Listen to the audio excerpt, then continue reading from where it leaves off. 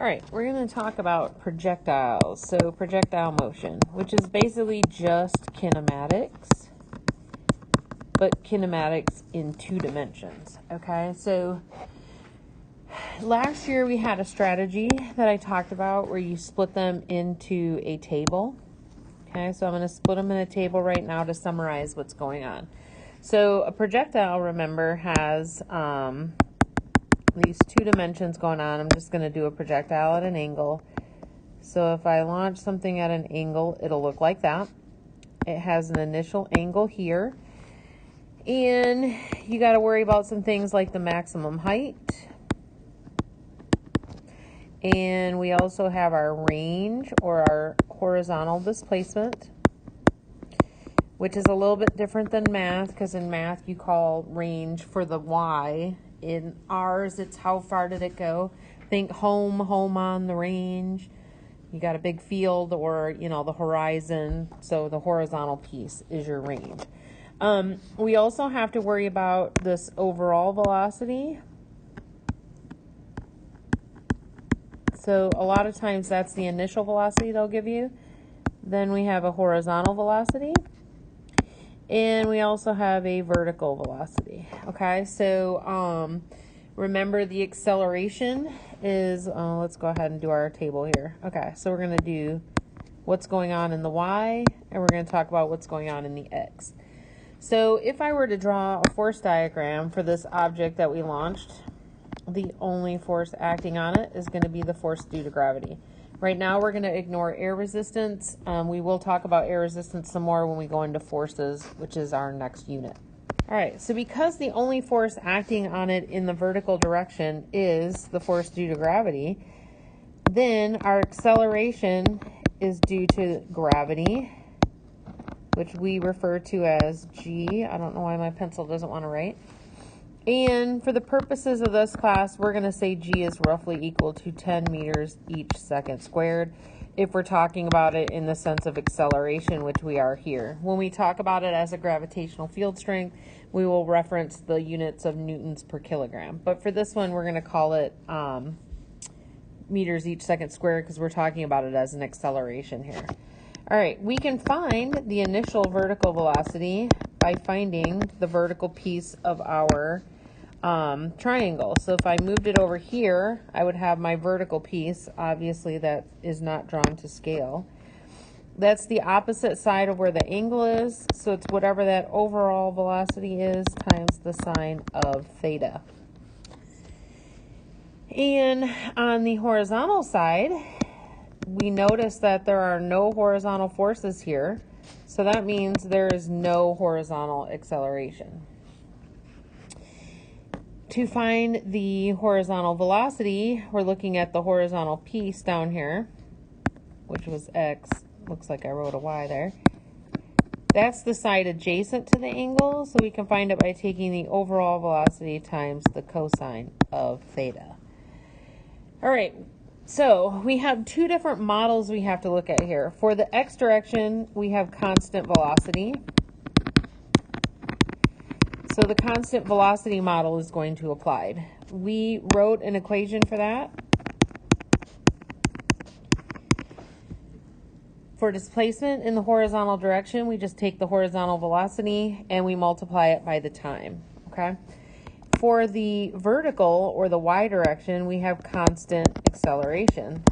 You might also see this as uniform acceleration. Means the same thing. Means that it's staying the same value. So that rate at which the velocity is changing stays the same. So we have our equation for displacement in the y direction as that initial vertical velocity, because remember that vertical velocity will be changing, times the time plus 1/2 the acceleration, which in this case is g, times the time squared. Okay, so I took this from the kinematic equation that we've seen before. Let me write the whole equation so it doesn't confuse you. Where the position is equal to the initial position plus the initial velocity times time plus 1/2 the acceleration times time. It looks similar to this equation right here on your equation chart, so you have to know to swap out the x for the y and then same with the velocity, and then swapping out the acceleration for g. All right, so let's talk a little bit more about types of projectiles. So when we did projectiles, we had 3 types. We had the horizontal, which was something usually launched off a cliff or something like that. We had the vertical, which means something is thrown straight up and then it comes right back down. And we had at an angle, which is the one we just discussed. All right, so some things you need to know about the horizontal and the vertical. Okay, so horizontal, the key pieces of information here are that initial overall velocity is equal to the horizontal velocity. So you have your overall velocity at the beginning, which is equal to the horizontal. That stays constant all the way down. Okay. Then you have a vertical, but initially that vertical is equal to 0. And then as it starts to fall, it starts to get bigger and bigger and bigger. Okay. Because we still have acceleration in the y direction equal to acceleration due to gravity. To find the overall velocity here, it's still just a Pythagorean theorem problem. And this is your overall. So it's still just vx squared plus vy squared. And so your overall velocity is like that piece right there. Okay? And you can find the angle here that it lands with and all of that stuff just like you would for a launched at an angle. Think of your horizontal projectile as this half of your angled projectile. Okay? The vertical one, here everything in the x direction is 0. You just have your y max. And at the top, oops, that shouldn't have been your max for the whole thing. That should have been your whole change in y. Up here at the top, remember your vertical velocity becomes 0, but your acceleration is still acceleration due to gravity. Okay? So some key pieces of information for these projectiles. All right, there are a couple of equations that you can derive from these. So we have our kinematic equations for horizontal, and we have our equations for vertical. So horizontally, the only things we worry about are the displacement equation and the equation for the horizontal velocity, which is the overall velocity times the cosine of theta. For y, we have all of them. We have the vertical displacement. And make sure when you're doing that, you're looking at the initial vertical velocity. We're swapping out the acceleration for acceleration due to gravity. This one has a changing velocity, so we can find it at any time. Oops, that should not have been an equals. That should be a plus. And we also have the one that's squared.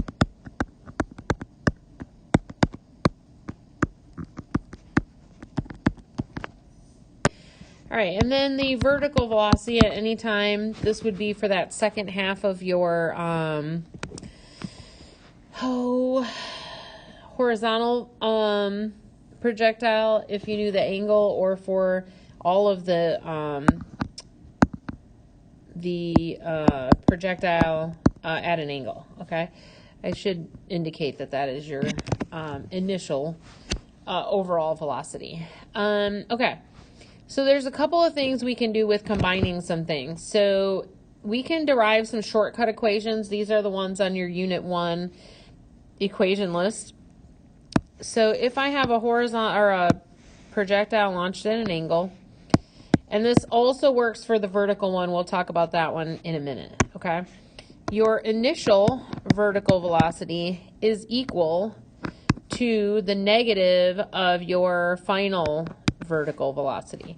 So this velocity here and this velocity here have the same magnitude. So we can say that the final vertical velocity is just equal to the negative of the initial vertical velocity. So we could find the final vertical velocity, and this is symmetrical projectiles only. Let me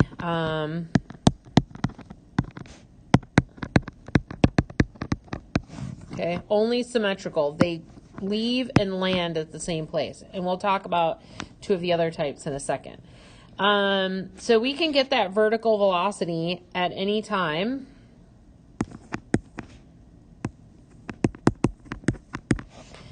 because your overall velocity here is now the vertical or the negative of what you started with. Okay, so it was positive here because it was going up to the right. It's negative over at the end because it's negative and because it's down and to the right. So there are two different times that you'll hear talked about. There is the total time. So the total time is the time it takes from when it's launched to when it lands. That's your total time. But then we also have this time up and the time down. Okay? So the time up is just for it to get to maximum height. The time down is for it to come back down. For a symmetrical projectile, they are equal to each other. Okay? So for a symmetrical projectile, your time up equals your time down. If you're looking for the range down here, you need to find total time. So there's a couple of easy ways we can do that. We would use this kinematic equation.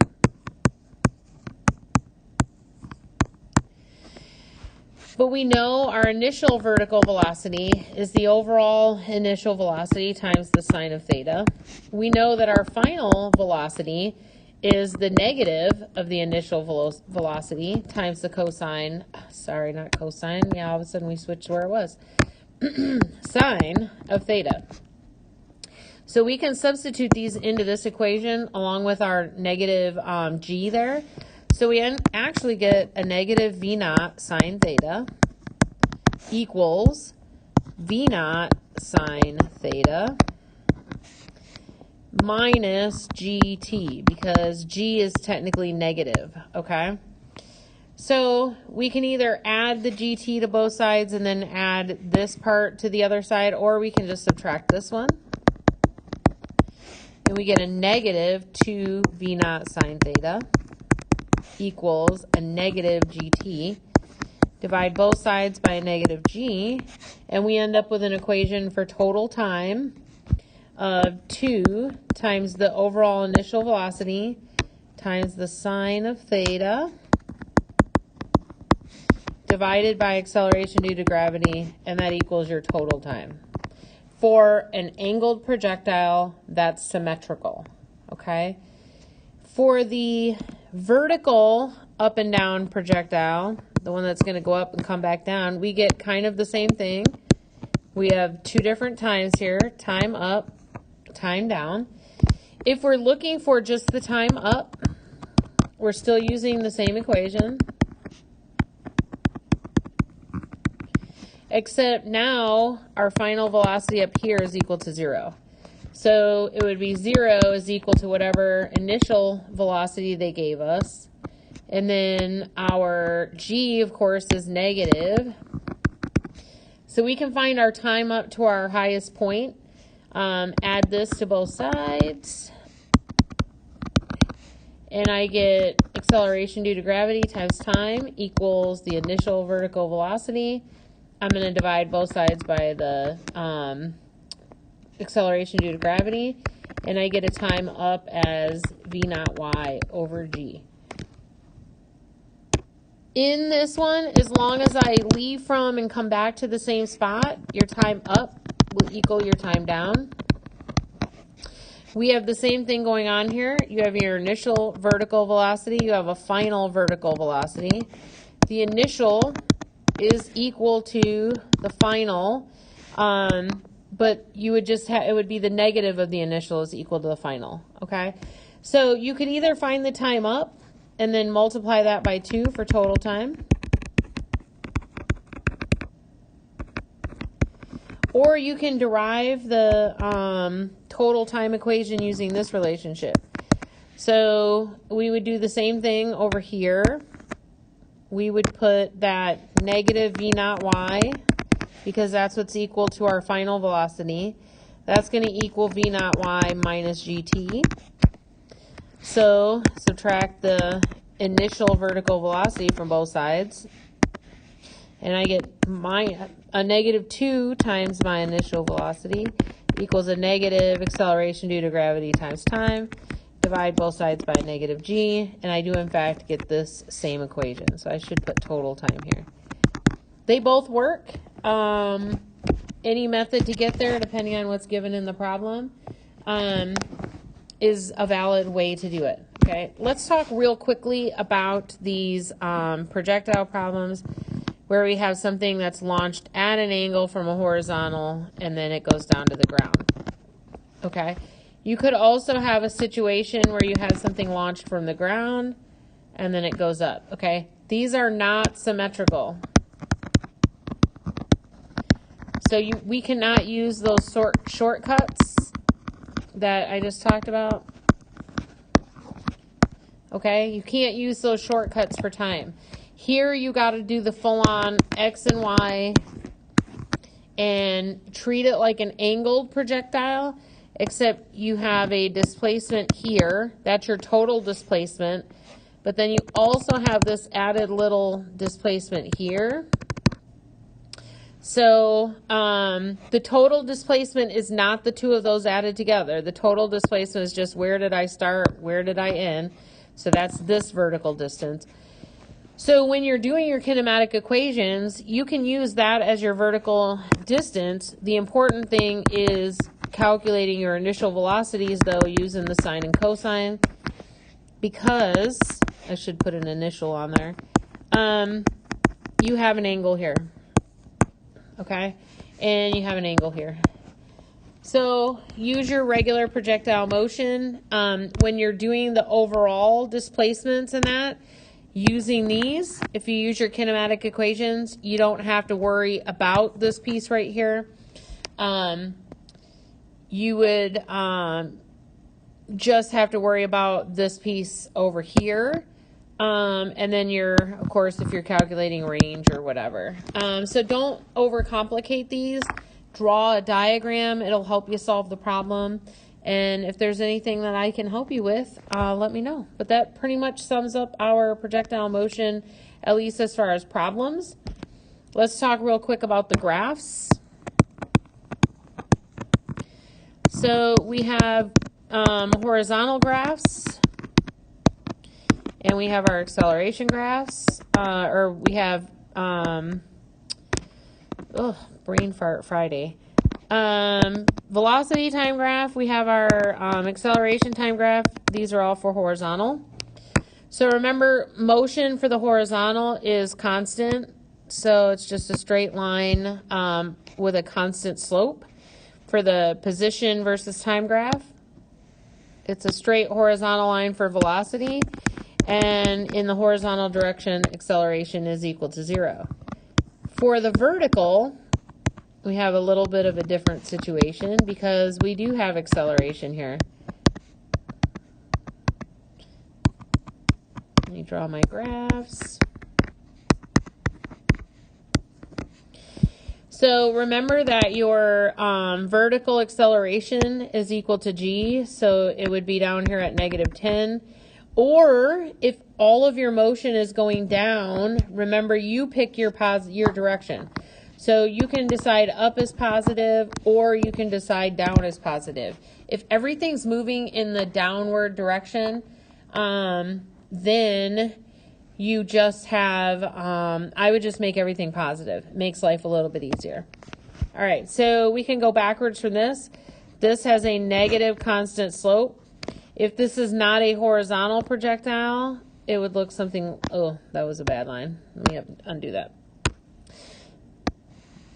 I would have a line that looks like that. That line has constant slope of -10.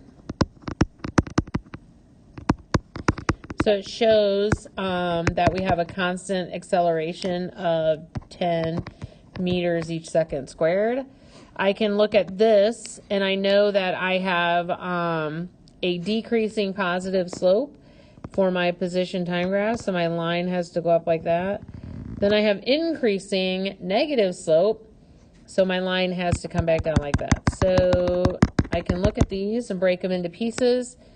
This piece right here corresponds to that decreasing positive velocity. Over here, it goes along with my negative increasing velocity. All right, remember, negative velocities does not mean it's a smaller velocity in physics. It just means it's in the opposite direction, okay? If you had a horizontal projectile, then your horizontal projectile would just look like this second half.